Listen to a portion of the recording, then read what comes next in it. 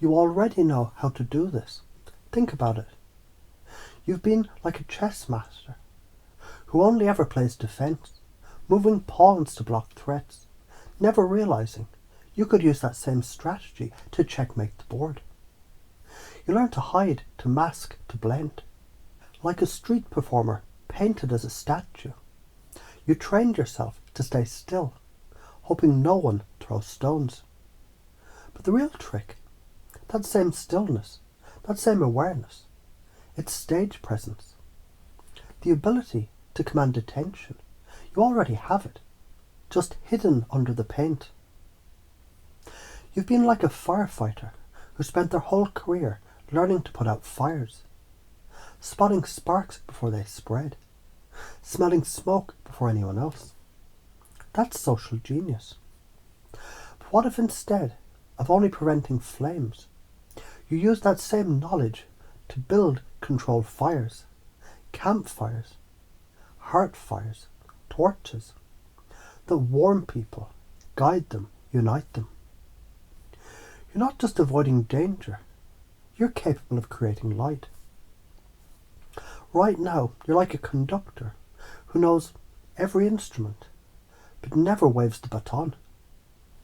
You hear the music inside people, their hesitations, their triggers, their moods. And you've been lowering your own volume so their discord doesn't explode. But what happens when you lift the baton? The same awareness that let you silence yourself gives you power to organise the entire symphony. A samurai trains, not just to block strikes, but to end the fight in one clean movement.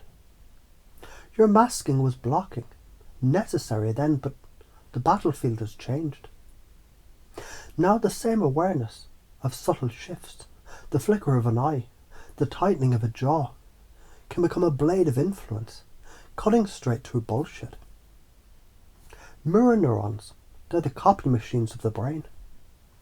When you suppress yourself, people unconsciously mirror that suppression. Conversations flatten, energy dies. When you expand, breathe deep. Speak with grounded certainty. People's nervous systems sync to that. They literally can't help it. That's not woo, it's neurobiology. You've been hypnotising people your whole life, just into avoidance, not influence. You thought masking was weakness, but it was training. Navy SEALs hide in the shadows until it's time to strike. You've been training in the shadows. Now it's time to strike. The real issue isn't about whether people like you. It's about whether you live true. And authenticity, it's survival of the soul. Every nod you've ever given to avoid conflict, every forced smile, that was micro practice in pacing and leading. Now you flip the switch. Nod when you want them to follow. Smile when you want them to soften. Imagine living as if every interaction were a chance to plant a seed. Some seeds sprout instantly, others years later. But every word becomes a garden. If you keep masking, you keep draining your nervous system, like a phone running 50 apps in the background. You age faster. You resent deeper. You become invisible in your own life. One day you look in the mirror and see a ghost. You'll have spent your whole life rehearsing instead of performing. If you flip to influence, conversations orbit around you, like planets around the sun. You start leading rooms without forcing, simply because your nervous system radiates certainty. Your relationships deepen because they're built on truth, not masks. And your health, energy floods back because authenticity burns cleaner fuel than suppression. Imagine you're playing hide and seek. You got so good at hiding that nobody ever finds you. At first it feels safe. Nobody tags you. But eventually the game ends. And you're still crouched in the dark corner, forgotten.